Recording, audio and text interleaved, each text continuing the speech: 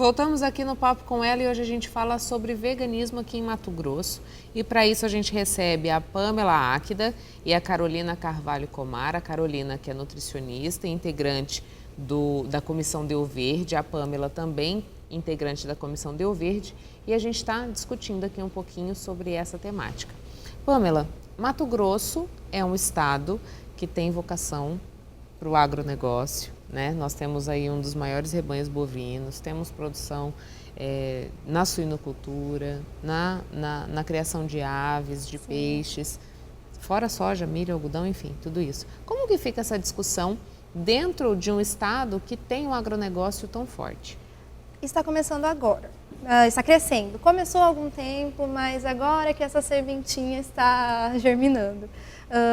No início era muito complicado ser vegetariano aqui, porque se você olhar há 10 anos, não tínhamos opções. Você ia no mercado e não tinha opção vegetariana, própria para vegetariano, porque não faz parte da nossa cultura. Está muito enraizado na gente essa questão da carne, até por causa do foco do nosso estado. Né? Mas com o tempo esse movimento está crescendo, estamos ganhando espaço. As empresas de nível nacional estão percebendo o surgimento desse público e se adaptando. Então, dessa forma, mesmo a gente estando num estado tão pecuarista ainda, nós conseguimos ter uma qualidade de vida melhor, ter um crescimento maior, ter esse boom que está acontecendo. E como que fica aí, economicamente falando? Como você disse, o mercado passa a enxergar quem é vegano, quem é vegetariano, dando opções para consumo. Também acaba sendo um movimento econômico, né? Com certeza, porque nós vivemos num capitalismo em que só enxerga a existência de determinados grupos quando eles consomem. E, querendo ou não, nós estamos percebendo queda no consumo de alimentos de origem animal e um grande crescimento na demanda desses produtos vegetais à base de plantas. Tanto que hoje em dia, se você chega nos mercados, você encontra hambúrguer, bacon, calabresa, tudo na versão vegana. Então, e o que é bom, porque gerando maior demanda, fica mais acessível. Então, o veganismo se tornou uma coisa acessível a qualquer camada social, porque com essa demanda estamos nos igualando no preço de produtos de origem animal e causando esse impacto. E também está crescendo o movimento nas ruas, como as feirinhas, que antes nós tínhamos só feiras de peixes focadas nessa área aqui em Cuiabá. E agora nós temos uma demanda grande por feiras veganas, que tem uma que ocorre todo mês no centro, em um restaurante vegano. Tem a Feira da Horta Terra Estrela, que antigamente não tinha um destaque, uma feirinha orgânica, e agora tem um público legal. Então, nós crescemos muito nisso. Tanto que a Comissão Deu Verde está percebendo isso nos eventos. Nosso primeiro evento lotou de pessoas que nunca tinham se imaginado, pensado no assunto e adoraram conhecer, consumiram bastante. O público acaba sendo não só quem é vegano ou vegetariano, mas quem quer conhecer um pouquinho mais sobre isso. A curiosidade leva muita gente que algumas pessoas ainda é complicado para ela tirar os ingredientes de origem animal, mas começa a diminuir e acrescentar os alimentos à base de plantas. Então isso acaba sendo bem legal economicamente. Carolina, quando a gente fala do veganismo, do vegetarianismo, isso significa uma alimentação saudável, um estilo de vida saudável ou não necessariamente? Não necessariamente. No que é mais comum, né, quando a pessoa pensa que o veganismo ele é uma dieta, né, como a Pamela já falou aqui várias vezes que não é uma dieta, é um estilo de vida, a gente começa a entender, né, que não necessariamente vai abordar alimentos somente de alimentos saudáveis, né? Então, quando a gente vai falar de uma dieta saudável, e aqui eu não posso falar que por ter um pedaço de carne no prato aquilo não se torna mais saudável, não é verdade, né? Mas uma dieta saudável, ela abrange todos os grupos alimentares, é uma dieta colorida e variada, né? E a gente também tem que seguir esses princípios dentro do veganismo. Eu simplesmente tirar o pedaço de carne não vai fazer com que eu coma melhor, né?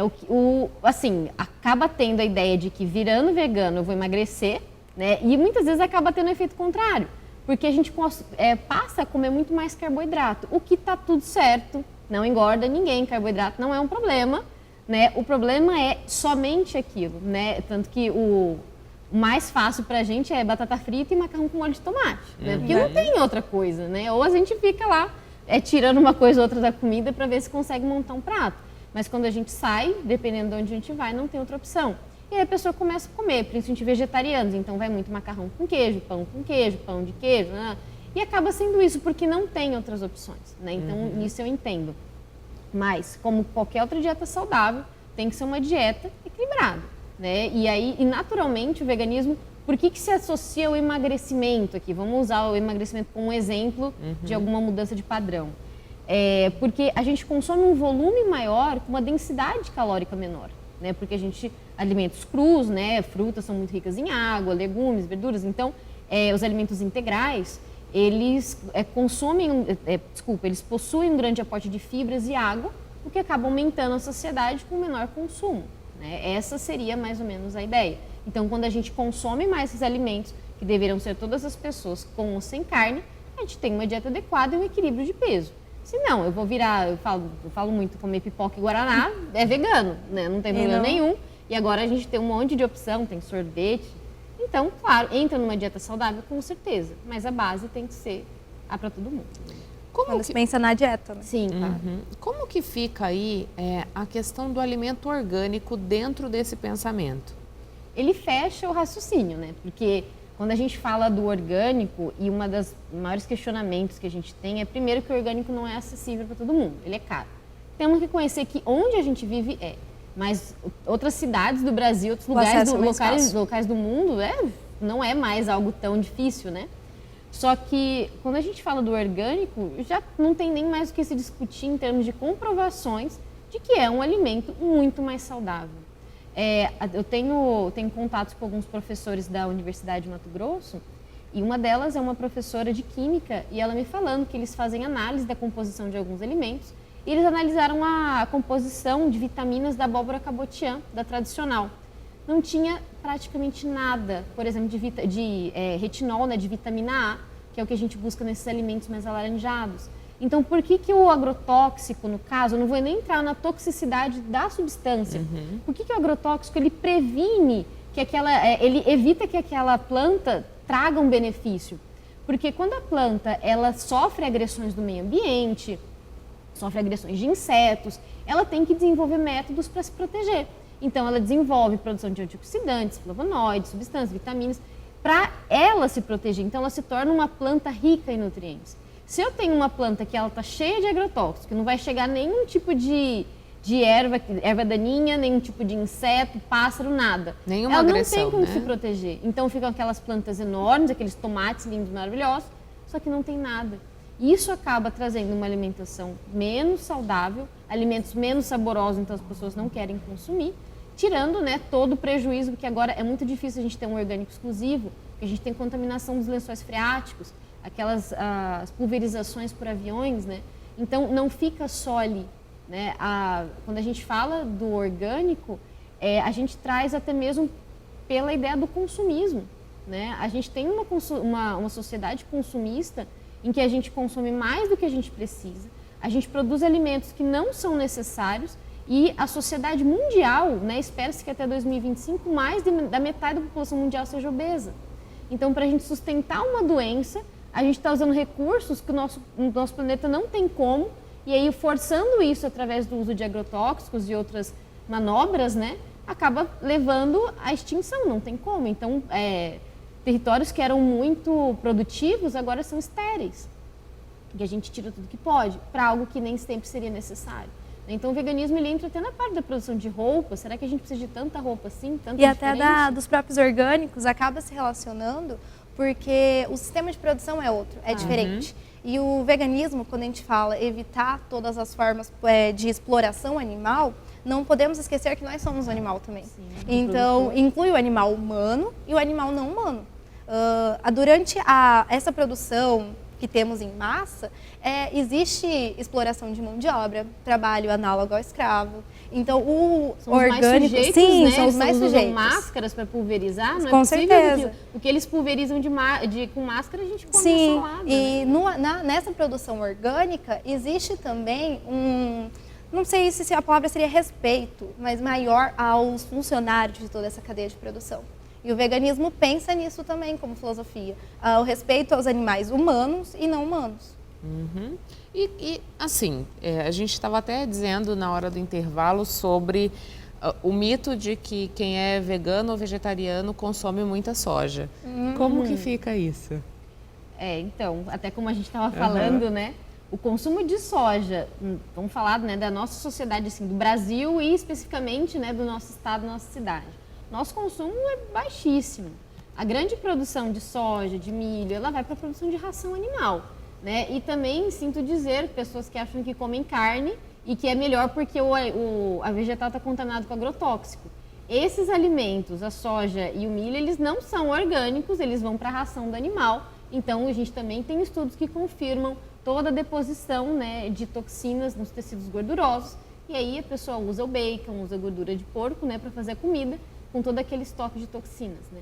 Então, a parte dessas monoculturas, elas não são direcionadas para a gente. E uma das grandes falas do veganismo é se a gente começasse a tirar essas monoculturas para passar a produzir uma diversidade de alimentos que são mais baratos, né, até porque a gente teria mais acesso, a gente conseguiria alimentar muito mais pessoas. Porque para a gente produzir 1 quilo de carne, isso demanda muito mais recursos e dinheiro do que para a gente produzir a mesma quantidade que forneceria de alimento, por exemplo, em termos de calorias, a gente comparar com feijão, entende? Então, são alimentos que acabam fornecendo a mesma coisa, alimentam as pessoas, só que demandam muito menos, são muito mais baratos. Só que aí vai do interesse, né? Quem que a gente está querendo?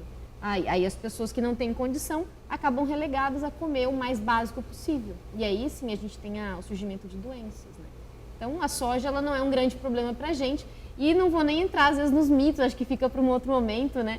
Os mitos da soja, em termos de parte hormonal, de que homem não pode comer soja, né? Então, isso tudo está caindo por terra.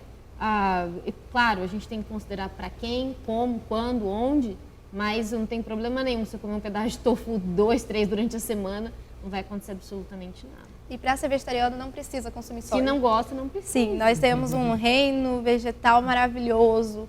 Nossa proteína vem principalmente dos grãos, em que você não precisa da soja. Se você tem medo, se você não quer comer, não precisa. Eu praticamente não consumo soja e mantenho equilibrada nutricionalmente da mesma forma. Qual a dica você daria, Pamela, para quem pensa em começar a vivenciar esse estilo de vida, né? Por onde eu começo? O que eu observo? Como você disse para a gente, o mercado já mudou bastante. Sim. Essas informações, elas são suficientemente claras para eu saber qual produto é testado em animal, qual produto não é, o que tem produtos de origem animal ou não tem. O que você pode dizer para a gente nesse sentido? Eu sempre indico para as pessoas, se você quer começar no vegetarianismo ou no veganismo, pesquise.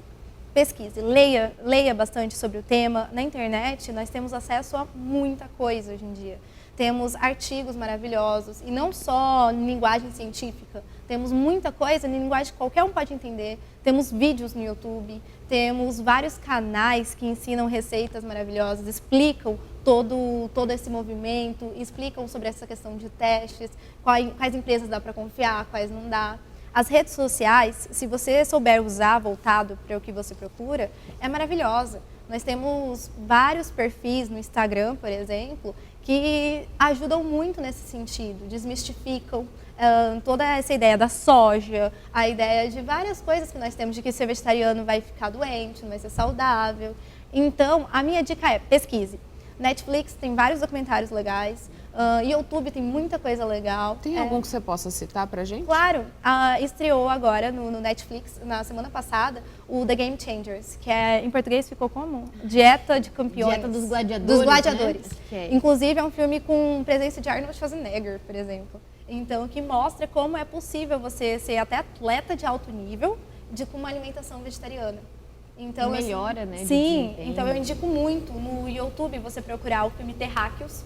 É um filme maravilhoso. Cowspiracy também, é Tem maravilhoso. que ter estômago para assistir, porque é uma dose de realidade. Mas vai mudar a sua visão. Vai fazer você enxergar melhor isso. E com certeza esse do Netflix é excelente. Mas eu acho que para começar também, né? Eu acho que começando assim, às vezes a gente fica tão nervoso, até a gente, né? Acaba, vai, meu Deus, será que eu vou usar? Não vou, a gente acaba, não vou nem comprar porque eu não sei se tem, se não tem, né? Mas eu acho que é a pessoa ver o que é a sensibilidade, o que leva ela. Né? Não tem certo, não tem errado, isso é até uma discussão dentro do próprio movimento que acabava virando pequenas disputas entre quem fazia mais ou menos. Eu acho que o que cada um pode contribuir. Se a pessoa falar, não, eu opto por não consumir carne uma vez na semana, já tá ótimo. Tá ótimo. A gente tem né, movimentos da própria Sociedade Vegetariana Brasileira que eles conseguiram trazer isso para merenda escolar em São Paulo. E eles mostraram o quanto que eles economizaram de água, de recursos, de emissão de carbono, com um dia na semana nas escolas. Então, ter um pouquinho de calma, que não é logo de primeira, né? E que não tem problema. Às vezes você, nossa, consumiu uma coisa que tinha, tá bom, não vai morrer. Precisa ir pro radicalismo, né? Isso, a ideia é aos poucos, né? Eu brinco que tem vegano fácil, tem vegano nível hard, né? Tem o vegano que é aquele que sabe tudo, que tem. Então, que bom, pra ele aquilo é algo que... É com o tempo que você vai adquirindo esse conhecimento. Isso, e às vezes a pessoa não vai chegar ali, mas isso não precisa e não pode impedi-la de começar a fazer pequenas mudanças, de ter uma marca que não testa em animal, outra testa. Poxa, vou comprar que não testa, é a mesma coisa. Vai fazer o mesmo serviço, por que eu não compro essa? Então, esses pequenos movimentos, na minha opinião, já geram uma grande mudança e trazem mais para dentro da realidade. Às vezes a pessoa não quer buscar muita coisa, ela só quer parar, né? Então, só ali tá bom. E aí, como você falou, a gente tem uma série de ferramentas que a gente consegue divulgar a ideia. Tem muita informação, fácil acesso hoje em dia, então...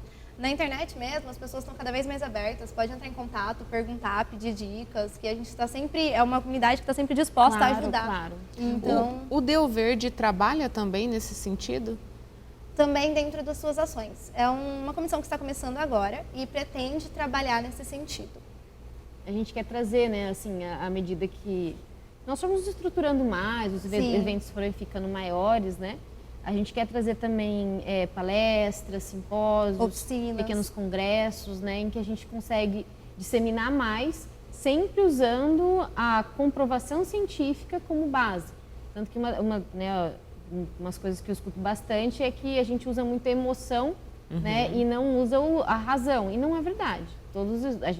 As condutas que a gente tem, elas são baseadas, claro, né, em estudos científicos, em comprovações. Então, isso é muito importante também para trazer e para, às vezes, convencer as pessoas que são mais céticas, né? Então, a gente quer, sim, começar a trazer cursos, eventos, palestras, para divulgar de uma maneira mais fácil, mais prática, mas de uma maneira concisa, né? Meninas, muito obrigada pela participação aqui no Papo com Ela. Obrigada a vocês por abrir espaço para o veganismo aqui no estado. Tá joia. A gente vai agora à nossa dica literária.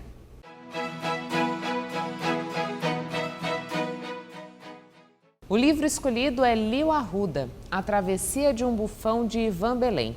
O título, editado pela Carline Caniato, conquistou o Prêmio Mato Grosso de Literatura. O exemplar é parte de uma tese de doutorado apresentada por Ivan Belém no Instituto de Educação da UFMT ainda em 2015 e conta a trajetória cênica do grupo Gambiarra de Teatro, precursor do teatro de rua em Cuiabá e Mato Grosso. Na década de 80, o grupo passa a contar com a participação de Liu Arruda, expoente do cenário teatral e que ficou conhecido por sua dramaturgia singular. Ivan Belém contracenou com Liu Arruda. Nasceu em Barão de Melgaço, mas mora em Cuiabá desde recém-nascido. Além da literatura, também se dedica ao serviço público, ao teatro e à gestão da Casa Azul em Chapada dos Guimarães. Vamos ao intervalo comercial e a gente volta daqui a pouquinho aqui no Papo com Ela.